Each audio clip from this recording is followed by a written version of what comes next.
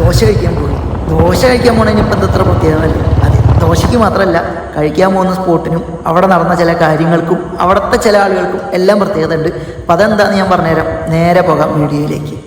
അപ്പോൾ ഈ കാണുന്നതാണ് നമ്മുടെ ഹോട്ടൽ. അതുപോലെ ഈ കാണുന്നത് ഞാൻ പഠിച്ച എൻ്റെ സ്വന്തം സ്കൂൾ.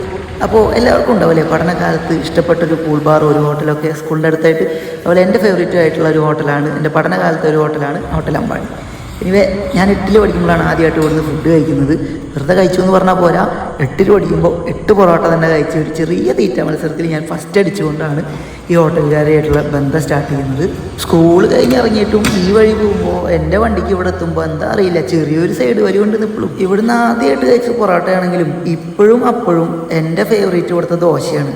നല്ല ചൂടുള്ള കല്ലിൻ്റെ മുകളിൽ ഇങ്ങനെ പരത്തി ഉണ്ടാക്കുന്ന ആ ഒരു ദോശയും സൈഡായിട്ടുള്ള ചട്നി സാമ്പാറും, അതിനേക്കാളൊക്കെ എടുത്തു പറയേണ്ടത് ആ ഒരു തക്കാളി ചമ്മന്തി.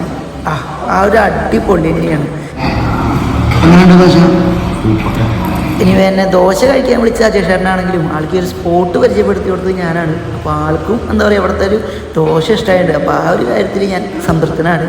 ഇനി ഈ ഒരു ഹോട്ടലിനെ പറ്റി പറയാനാണെങ്കിൽ നാടൻ ഫുഡ്, ഏത് ഊണായാലും ദോശയായാലും ഏതായാലും നാടൻ ഫുഡ് ധൈര്യമായിട്ട് കഴിക്കും. പണ്ടാരോ പറഞ്ഞ പോലെ കടയുടെ വലുപ്പത്തിലോ സൗകര്യത്തിലോ നല്ല കാര്യം, അവിടുന്ന് കിട്ടുന്ന ഫുഡ് അത് നന്നായാൽ പിന്നെ ആൾക്കാർ ഇങ്ങോട്ട് വരുന്നത്. അതാണ് ഇവിടുത്തെ ഒരു സ്കീം. ഇവിടെ കട നടത്തുന്ന ബാബുവേട്ടനായാലും ഭാര്യ നീതുച്ചയായാലും ആളുകളോട് പെരുമാറാനും ഒന്നിനൊന്ന് മെച്ചാണ്. അങ്ങനെ എന്താ പറയുക, അവിടുന്ന് ദോശ അടിച്ച് മിന്നിച്ച് നമ്മളൊരു ചായ കുടിച്ച് വിടുകയാണ്. പിന്നെ അവിടെ ദോശ എന്ന് ഞാൻ പൊക്കിയടിച്ച് പറഞ്ഞെന്നുണ്ടെങ്കിലും എൻ്റെ ഫേവറേറ്റ് ആയതുകൊണ്ടാണ് ഉച്ചയ്ക്ക് ഊണും അതുപോലെ തന്നെ പൊറാട്ടയും കാര്യങ്ങളും ഒക്കെ അവിടെ ഉണ്ട്. ഇവിടുത്തെ പൊറാട്ടയ്ക്ക് വേറൊരു പ്രത്യേകത ഉണ്ട് കേട്ടോ. എല്ലായിടത്തും കോഴിമുട്ട ഇട്ടിട്ടില്ലേ പൊറോട്ട ഉണ്ടാക്കുക, ഇവിടെ കോഴിമുട്ട ഇല്ലാണ്ട പൊറോട്ട ഉണ്ടാക്കുക.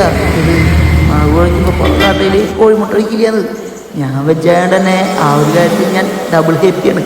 ഇത് പിന്നെ ബഡ്ജറ്റ്, അതാണ് അടുത്ത വിഷയം. സിമ്പിൾ സാധനം കേട്ടോ. കൊടുക്കണ പൈസയ്ക്ക് കിട്ടണ മുതൽ അത് വെറുത്താണ്. ഏത് അത് തന്നെ സാധാരണക്കാരൻ നടത്തുന്ന കടയത് സാധാരണക്കാർക്ക് പോക്കറ്റ് കീറാണ്ട് മനസ്സും വയറും നിറച്ചിട്ട് പോവാം. ഏത് അതന്നെ. അപ്പോൾ ഇനി ഈ വഴി പോകുമ്പോൾ, അതായത് കേച്ചേരിയിൽ നിന്ന് വടക്കാഞ്ചേരി റൂട്ടിൽ വേലൂർ RSRV സ്കൂളിൻ്റെ മുന്നിലായിട്ടാണ് ഈ ഒരു ഹോട്ടൽ വരുന്നത്. ഈ വഴി പോകുമ്പോൾ ഒന്ന് കയറി എക്സ്പീരിയൻസ് ചെയ്യാൻ നോക്കിയപ്പോൾ നഷ്ടാവില്ല. അതാണ് എനിക്ക് പറയുള്ളൂ. ഇതുപോലെ നിങ്ങളുടെ പഠനകാലത്ത് നിങ്ങൾക്ക് ഒരുപാട് നൊസ്റ്റാ ഓർമ്മകൾ എന്നൊരു ഹോട്ടലോ കൂൾബാറോ ഉണ്ടാവില്ലേ? അതേതാണെന്ന് താഴെ കമൻറ്റ് ബോക്സിൽ കമൻറ്റ് ചെയ്യ്, ഏതാ നോക്കട്ടെ.